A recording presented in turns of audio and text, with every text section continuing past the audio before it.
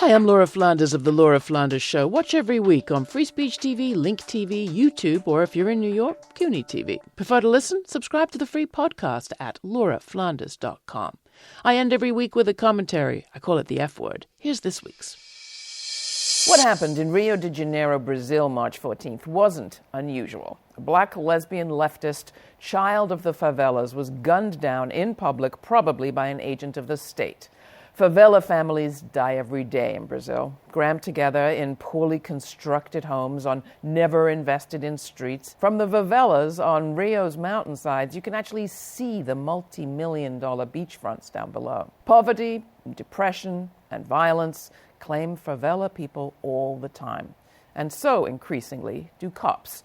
In 2017, police killed over 1,000 people just in Rio alone. The poorer you are, the more danger you're in.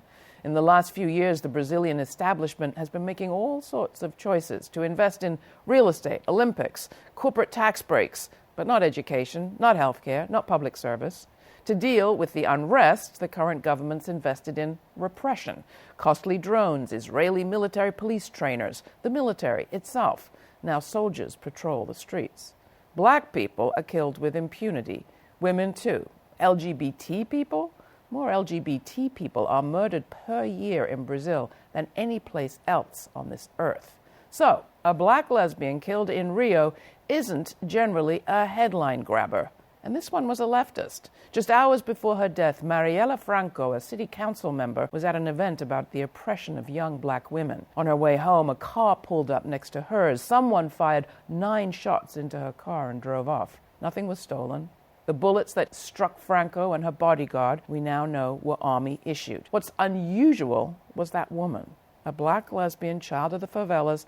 Franco had graduated college, actually medical school, in a country where black med students are virtually non-existent. She joined a party and gotten involved in left politics, even got elected herself, when all sorts of people were giving up on democracy in Brazil.